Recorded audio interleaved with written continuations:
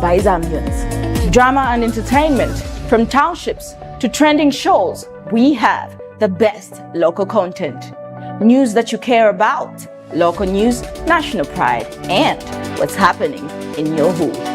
Your stories, our spotlight. We feature you, your talents, and your passions. Tune in now and let's vibe, Zambia. Bmtv, Zambia's light, Zambia's voice.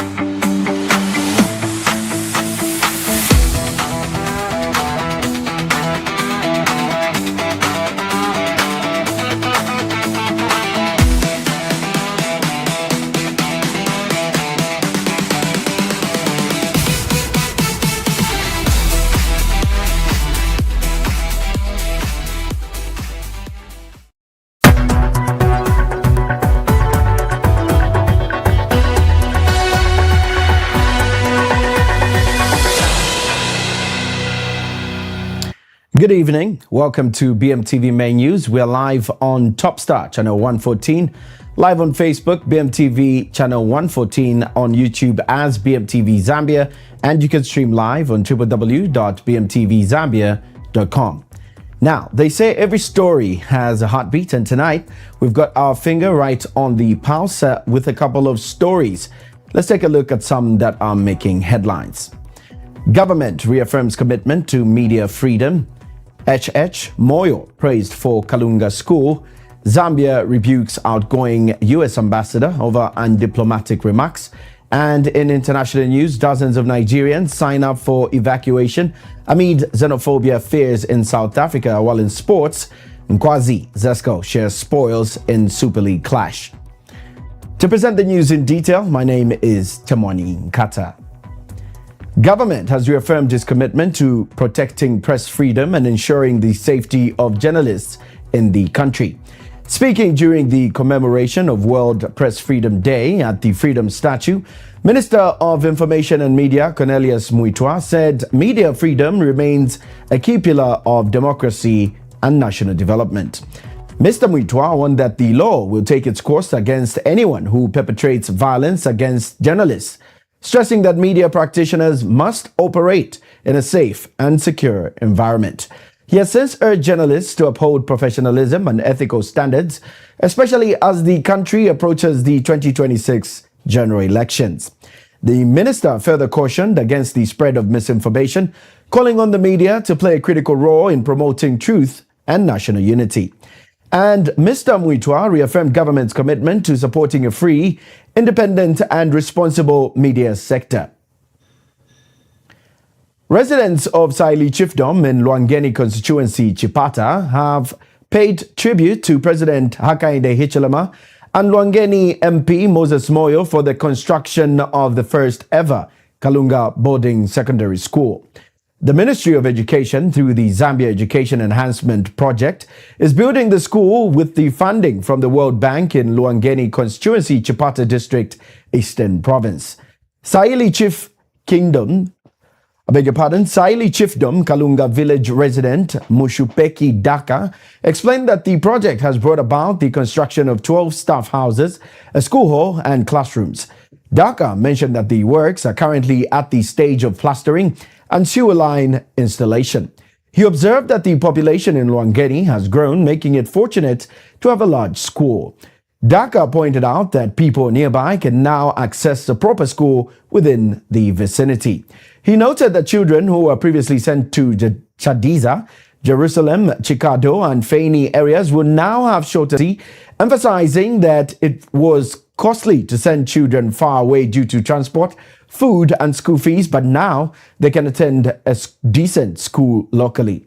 He stated that the project began in August 2025 and is expected to be completed this year. Daka added that the community had prayed for a school which was made possible through the goodwill of President Hakainde Hichilema, who responded to lobbying from Lwangeni MP Moses Moyo. He stressed that Saili Chiefdom in Chipata had never witnessed development of this nature. Daka appealed to the government to work closely with the World Bank to complete the structure promptly. More details in the following report. Pali manyumba yali 12 ya staff houses pano. So pa stage paine ilili hapa, we need to plaster it now. After plastering and the sewer line tikonzeretu ngati takonza nishitiza kamba titasiriza. Then advantage yatu Lwangeni angala very big. So lomba kunotachona ti nchamwai kupezeka na school ya hii. Because lomba olowana wasu tuko twalini patali. So even 16 hours mwana wakambata ne kulie chakuti kuno. Parents will run and bring katundu pano pamwana school. Then isegwenda enda ma distance ya tali. Monga kuchadiza kankufeni kumi tachita reduce. Vana school zeta benefiti izachita capture vana school ambili pano. So lomba panga tankala kona chino tankala okondwa kuchilandira chintu chankala choti tizatitandiza tenzo chiganizira lini koma tenzo lakalaka kuti shwa muno mchiefdom yasa ili kwenzeve chituko choteti. So lomba pachawera apa tangata tachilandira na manja awiri even weva nkosa kambata zikoma kwambiri so tulira kuti nditu chisile chisalekelele hapa.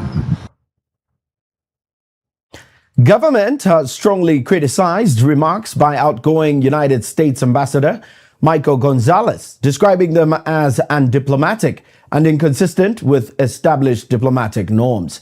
Speaking today, Minister of Foreign Affairs and International Cooperation Mulambo Haimbe said Zambia remains committed to maintaining cordial relations with the United States, but expects mutual respect in the engagements between the two countries. Mr. Haimbe emphasized that concerns raised by cooperating partners should be addressed through formal diplomatic channels rather than public statements. This follows recent remarks by Mr. Gonzalez, in which he criticized Zambia's governance and alleged lack of engagement over a US-funded health program. Government has since reiterated its openness to dialogue, but stressed that engagement must be conducted in a respectful and structured manner. The development has sparked debate on diplomatic conduct and future of Zambian-United States relations.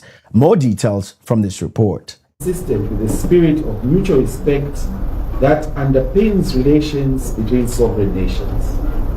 The statement is also contrary to the spirit of the Vienna Convention on Diplomatic Relations of 1961, the convention, which clearly stipulates the conduct of diplomats serving in receiving states.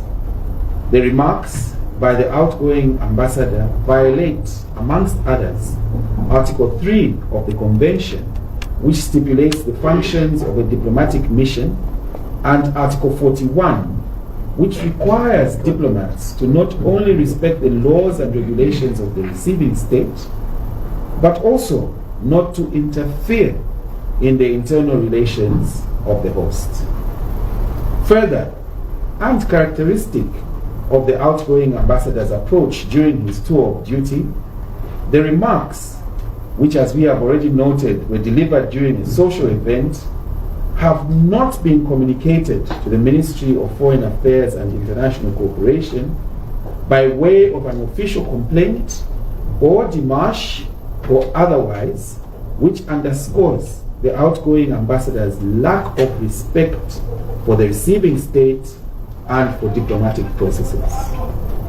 The government of the Republic of Zambia therefore takes the greatest exception to the conduct of the outgoing ambassador, and in this regard, this response is made within the above context and is limited only to matters that the government deems necessary to respond to for the sake of offering clarity and or further guidance.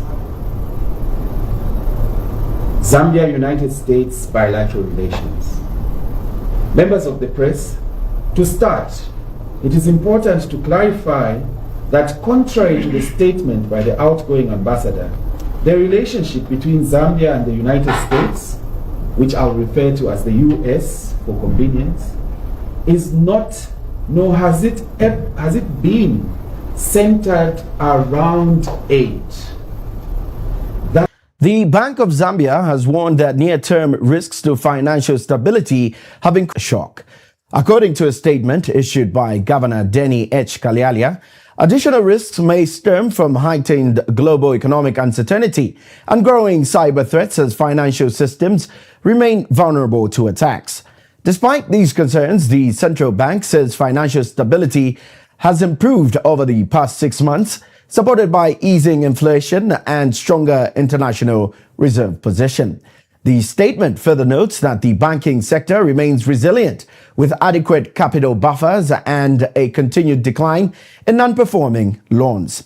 However, the bank has raised concerns over exchange rate volatility, sluggish private sector credit growth, and high debt levels among public workers, which continue to pose risks. The Financial Stability Committee has since maintained the counter-cyclical capital buffer at 0%, citing the need to support lending and avoid further slowing the economic growth. The central bank has also urged financial institutions to increase lending to undeserved sectors and strengthen measures to manage credit risk. The next financial stability statement is expected in October 2026. The Electoral Commission of Zambia, ECZ, has officially certified the register of voters for the 2026 general election with a total of 8,786,300 registered voters. Of this figure, 4,665,431 are female, representing 53.1%, while 4,120,869 are male, accounting for 46.9%. ECZ Chief Electoral Officer Brown Casaro disclosed that 4,066,423 registered voters are youths, making up to 46% of the total voter population. Mr. Casaro further revealed that 20,162 registered voters are persons living with disabilities. The certification of voters register marks a key milestone in the preparations for the country's 2026 general elections. More details from this report. Inspection took place both online and physically in all the polling stations from 22nd February 2026 to 8th March 2026. Following the inspection and the duplication of the provisional number of records, a total of 101,439 records were identified as duplicate applications and were excluded from the provisional register of voters. Further, 1,172 records of deceased voters were removed from the provisional register. Therefore, ladies and gentlemen, this brings the total number of registered voters on the 2026 register of voters to 8,786,300. I'll read that again. This brings the total number of registered voters on the 2026 register of voters to 8,786,300.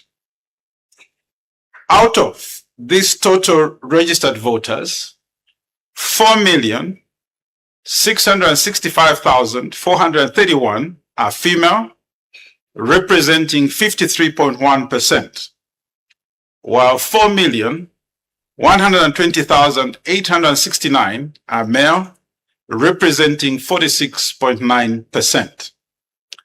In addition, 4,066,423 are youth, representing 46.3% of the total number of registered voters.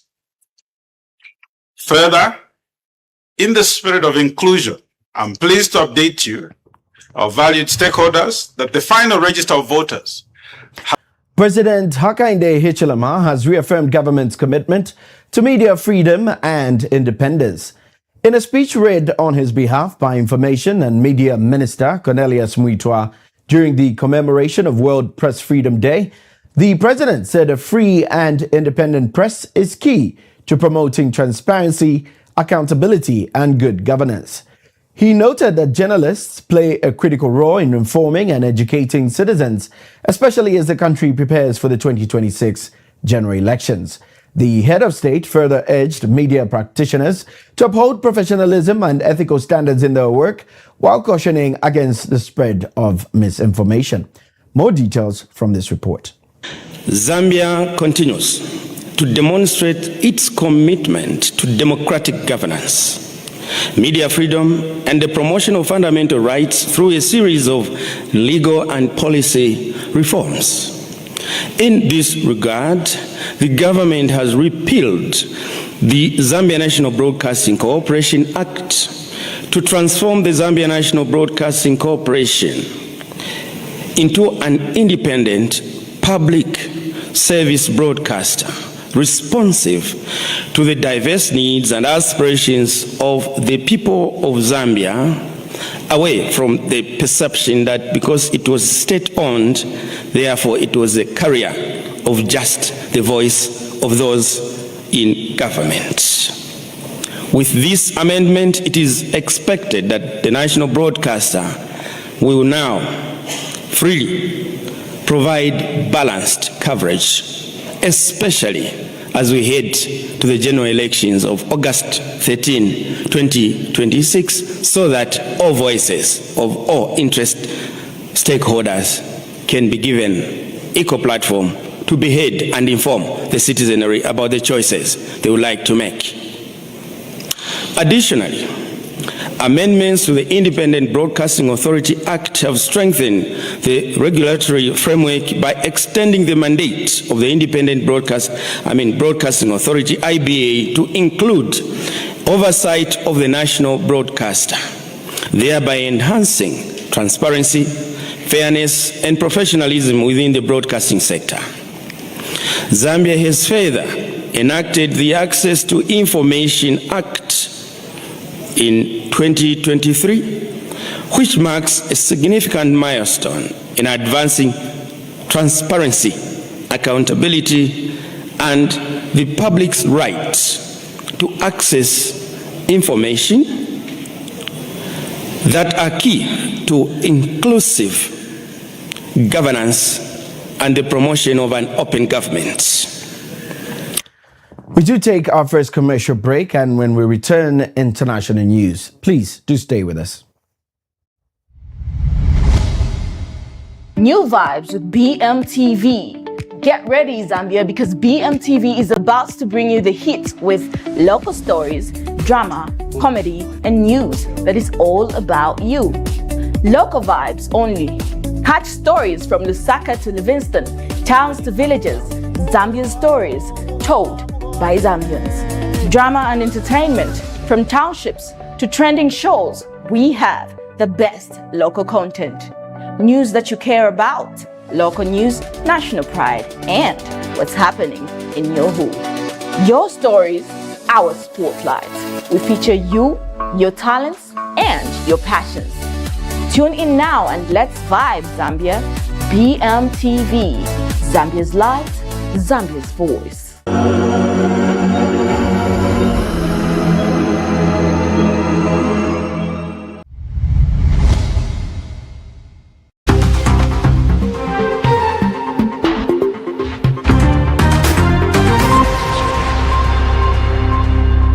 Welcome back, and now for international news. Nigeria is to evacuate 130 citizens from South Africa amid the xenophobic fears. Previous outbreaks of violence, including deadly riots in 2008 and renewed attacks in 2015 and 2019, have strained relations between Africa's two largest economies, Nigeria and South Africa. For more details, we monitored African news.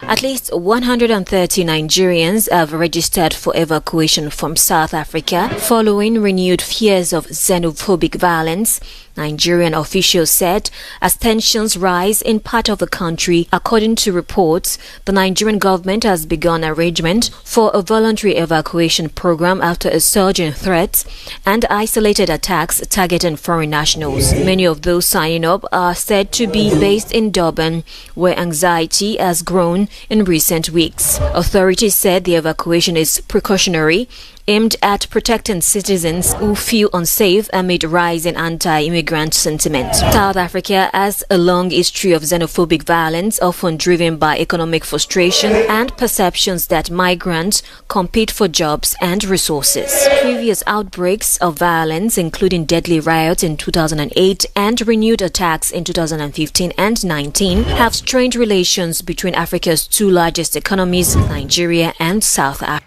And in more international news, the U.S. military said two of its U.S. Navy guided missile destroyers had entered the Gulf to break an Iranian blockade, and that two U.S. merchant ships had transited the Strait of Hormuz after Iran said it had prevented a U.S. warship entering the Gulf.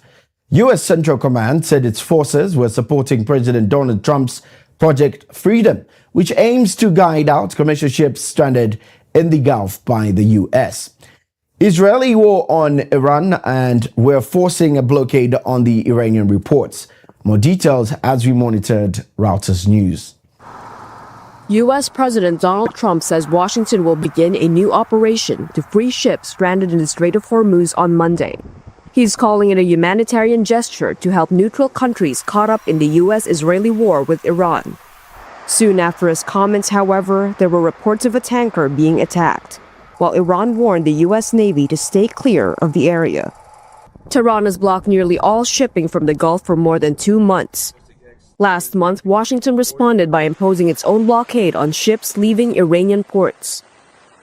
In a Sunday post on Truth Social, Trump said the United States had told affected countries it would guide their ships safely out of restricted waters so they could get back to business. It was not immediately clear which countries the U.S. would aid or how the plan would work, though Trump warned that any interference with the operation would be met forcefully. It all comes as Iran reviews a U.S. response to its latest peace proposal. State media say Washington's reply was delivered through Pakistan, though this has not been confirmed by U.S. officials. Tehran has proposed ending the war and resolving the standoff over Gulf shipping first, while pushing talks on its nuclear program to a later stage. Trump has signaled he is unlikely to accept that, saying Iran has not yet paid what he calls a sufficient price. The United States and Israel halted airstrikes on Iran 4 weeks ago and held one round of talks, but efforts to resume negotiations have stalled. Washington has insisted Iran must accept strict limits on its nuclear program before the war can end, including giving up its stockpile of highly enriched uranium, a demand Iran rejects. The standoff has driven a surge in global energy costs, with about a fifth of the world's oil and gas normally flowing. Welcome back. You're still watching the BMTV main news at 18 hours. And now for sports. Nkwazi Football Club and Zesco United played to a 1-1 draw in a tightly contested Zambia Super League Week 31 fixture played on Sunday. Zesco United took an early lead in the 6th minute after Amin Hever converted from the penalty spot, giving the visitors a strong start to the match. However, Nkwazi responded in the second half with Billy Ntumba finding the back of the net in the 60th minute to level the score. Both sides pushed for a winner but failed to break the deadlock, settling for a point each at full time. The result leaves Zesco United in mid-table position, while Nkwazi continue to fight to move away from the lower end of the standings. More highlights from the following clip.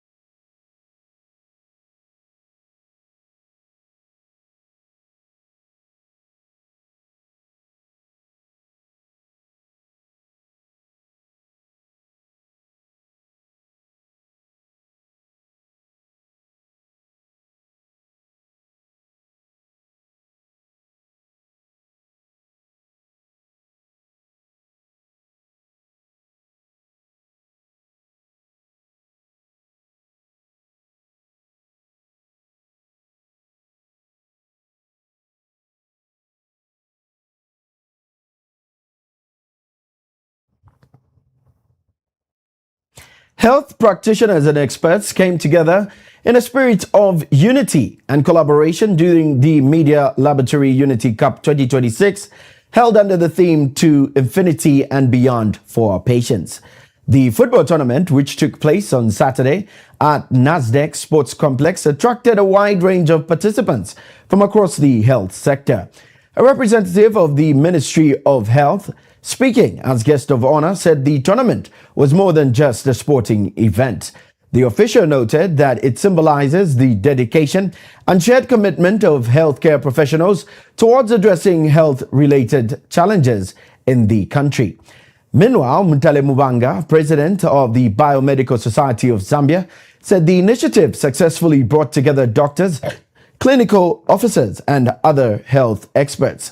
He added that the event reflects the unity within the health sector and highlights the importance of teamwork in improving patient care and service delivery.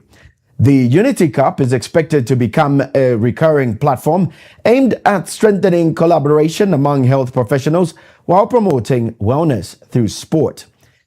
As we wrap up our Monday news, we take a recap on the headlines. Government reaffirms commitment to media freedom. HH Moyo praised for Kalunga School. Zambia rebukes outgoing US ambassador over undiplomatic remarks. And in international news, dozens of Nigerians sign up for evacuation amid xenophobia fears in South Africa, while in sports, Nkwazi and Zesco share spoils in Super League clash. On that note, we end this evening's news bulletin. Be sure to join us for more news. This has been Tamani Nkata on behalf of the production crew, Jackson Tembo on transmission, Aldrich Kampamba on camera 1, Douglas Banda on camera 2, our reporters Sontua Morris Sinkala and Ruth Musukabantu, and all of us here at BMTV. Thank you for watching, and do catch us for more news tomorrow.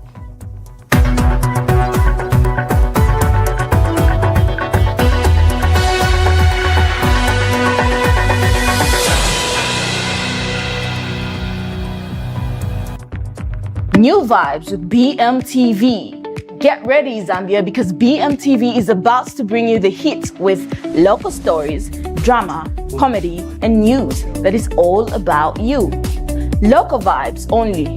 Catch stories from Lusaka to Livingston, towns to villages, Zambia's stories told by Zambians. Drama and entertainment from townships to trending shows. We have the best local content. News that you care about, local news, national pride, and what's happening in your hood. Your stories, our spotlight. We feature you, your talents, and your passions. Tune in now and let's vibe, Zambia. BMTV, Zambia's light, Zambia's voice.